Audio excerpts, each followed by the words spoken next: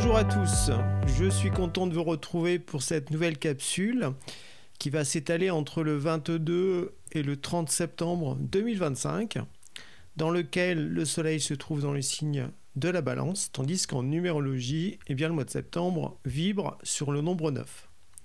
Donc comme d'habitude, on va essayer de voir quels sont les éléments communs entre le signe de la balance et le nombre 9, pour essayer de faire ressortir quelque chose d'important durant cette période de 9 jours.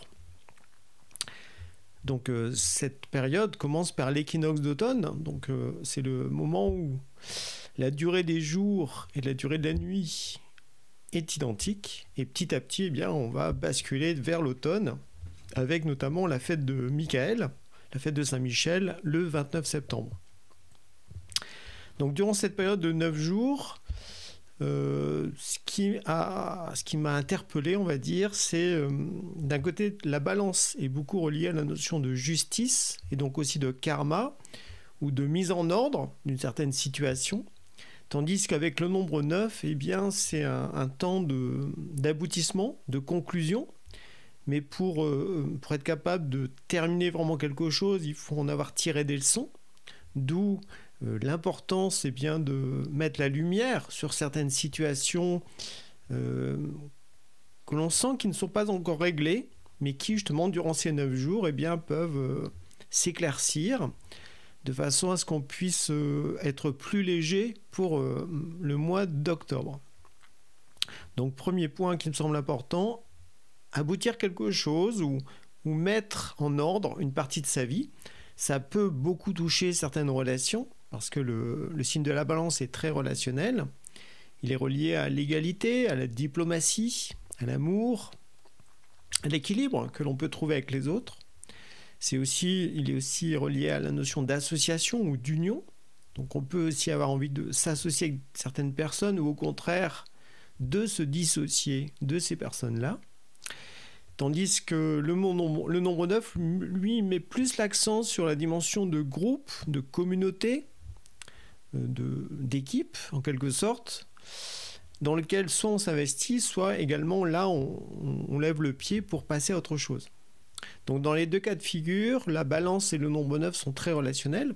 Ils mettent en valeur les valeurs du cœur. Donc est-ce que nos choix, est-ce que nos engagements sont sincères? Est-ce qu'ils reposent sur le fait d'être fidèle à certaines valeurs en soi, à certains idéaux? Ou est-ce qu'au contraire, ces engagements sont reliés à l'affectif, à une dépendance, la peur d'être seul, la peur d'être abandonné, donc ce qui fait qu'on fait des compromis, et tôt ou tard, eh bien, y a un problème qui émerge. Donc durant cette période de 9 jours, ça peut être aussi l'occasion de faire le point par rapport à ces relations, pour justement, en quelque sorte, presque choisir son camp. Quelles sont les personnes avec lesquelles on se sent vraiment en affinité, avec lesquelles il y a un climat de confiance, il y a aussi des actions en commun, ce qui fait que ça ne repose pas juste sur je te trouve sympa, moi aussi, on va rester ensemble, on va se tenir au chaud. Non, on va dire ça, on est vraiment dans l'affectif où il y a aucun sens au fond, mis à part le fait de ne pas être seul. Alors que les véritables relations évolutives, eh bien, il y a un but qui les sous-tend, il y a un idéal, il y a une noble cause, il y a le fait, au fond, de progresser dans la même direction. Donc, il peut y avoir le fait de faire une mise au point relationnelle durant ces 9 jours. C'est très propice à ça, pour que quand on va rentrer en mode octobre, eh bien, on sait, au fond, avec qui on peut vraiment s'engager. Et on sait les personnes avec qui, au fond, on ne pouvait vraiment pas faire grand-chose. Donc, on a plutôt pris du recul à ce moment-là. Il ne s'agit pas de les rejeter, mais il s'agit d'être lucide au niveau relationnel. Eh bien, nos relations, elles reposent sur quoi? Est-ce que ce sont des belles valeurs du cœur, respectueuses de la liberté de chacun, avec aussi une notion d'engagement, une notion de mettre son énergie, son temps, voire son argent, son implication dans quelque chose qui vaut la joie d'être entrepris?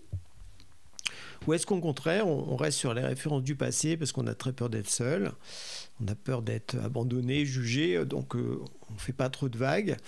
Le problème, c'est que on ne fait pas ce qu'on a à faire vraiment quand on est dans cette situation. D'où le fait, voilà, c'est un mois karmique aussi, hein. Le signe de la balance est relié à la notion de karma, à la notion de mise en ordre, de justice. Donc on peut aussi être mis face à certaines décisions qu'on a prises, à certaines paroles qu'on a pu avoir, certains choix ou non-choix qui fait que, hop, durant cette période, eh bien, il y a le boomerang qui revient. Voilà.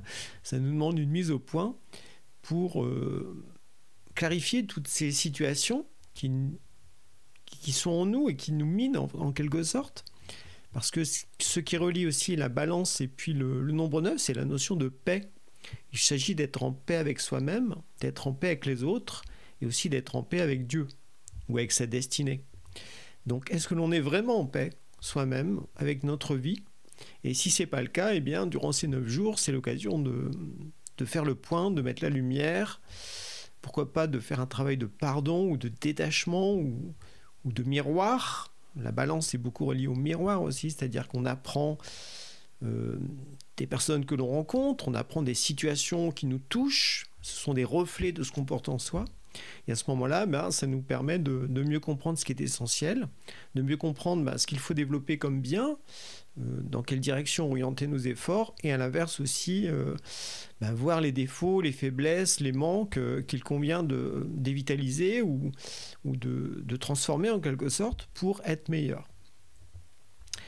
Donc il y a la notion de mise au point, d'aboutir quelque chose, de percevoir avec qui on peut vraiment s'engager, quels sont nos véritables alliés, nos véritables amis.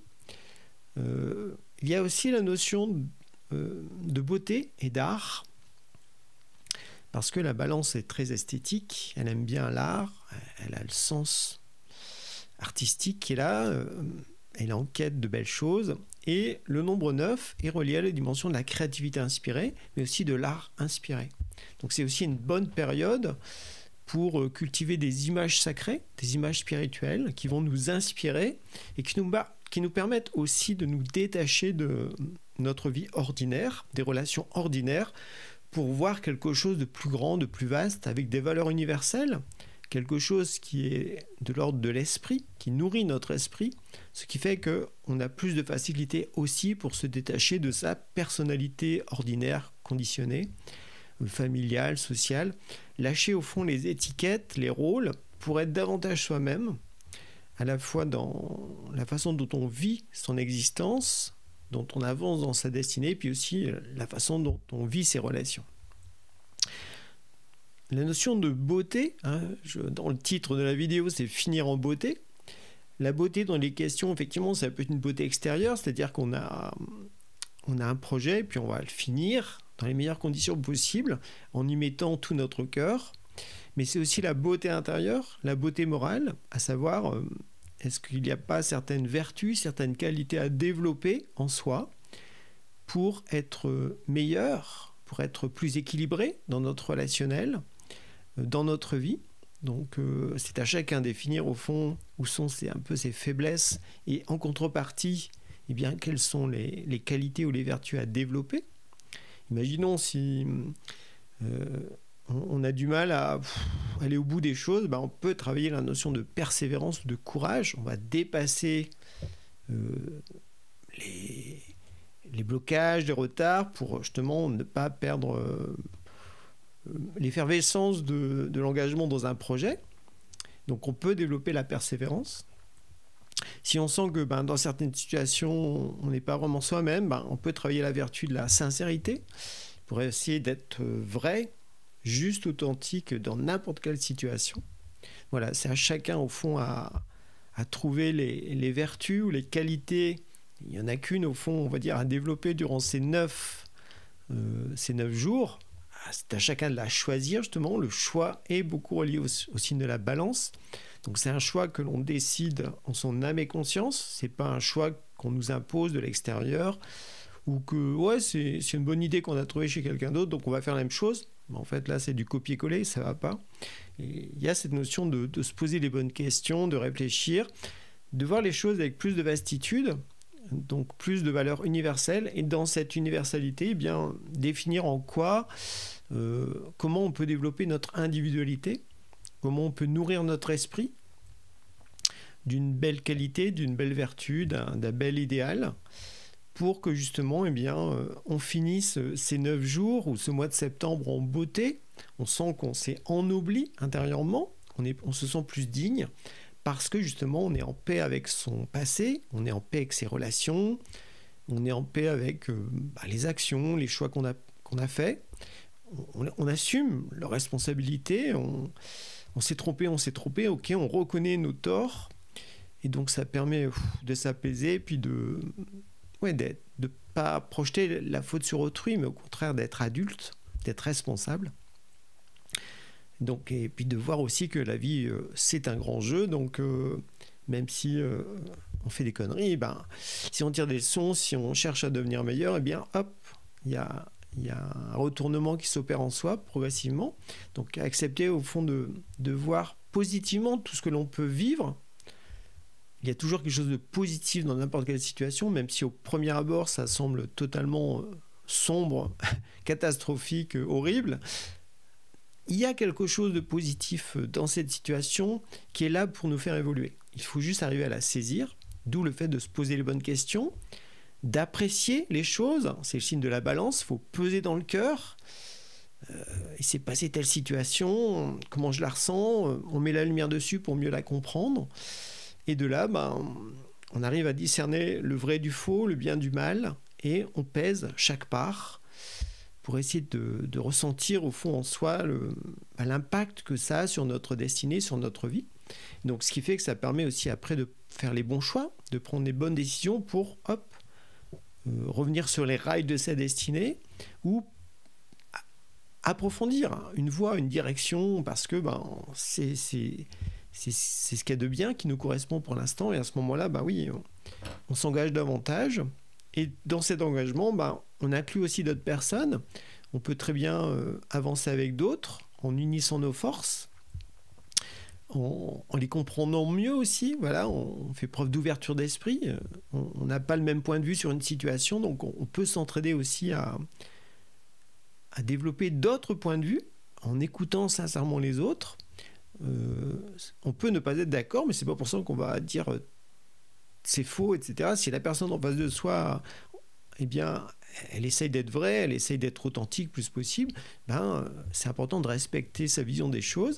Par contre, bien sûr, si elle est fourbe, si elle essaie de nous manipuler, si elle est mensongère, là, effectivement, on va dire qu'il faut sortir l'épée, envoyer en face son immoralité à l'autre, en fait, en quelque sorte.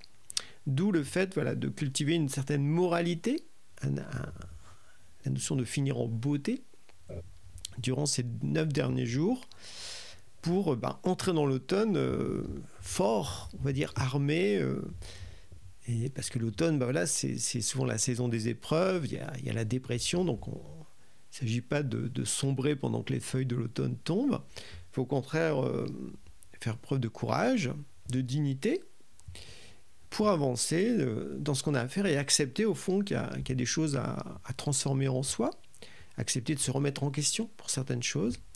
C'est un jeu, là encore, c'est notre attachement, donc l'attachement affectif ou l'attachement, la conservation peuvent être très forts, aussi avec le nombre 9, parce que le 9, c'est quoi de neuf? Donc on s'ouvre au futur, mais si on a très peur du futur, on reste très très attaché au passé, aux références que l'on a, à nos biens matériels, à nos relations, même s'il y a plein de choses qui ne nous conviennent pas, eh bien on reste attaché à ça parce qu'on est insécurisé. D'où le fait de sentir son courage intérieur, d'être bien ancré aussi à la nature, à la terre, sans pour cela s'identifier au fait que l'automne, on peut aussi effectivement plus rentrer en soi durant cette période. Autant au printemps, on peut jaillir avec le printemps, donc là c'est une énergie qui nous élève, qui nous pousse en avant.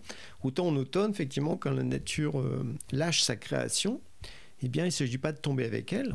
Il s'agit au contraire soi-même de se détacher de choses qui ont fini leur temps, qui sont devenues obsolètes, pour se concentrer davantage en soi sur ce qui est essentiel et passer cette période de l'automne dans les meilleures conditions possibles pour devenir meilleur en fait, et puis tendre vers Noël avec un espace vierge en soi pour accueillir un nouveau germe de notre esprit.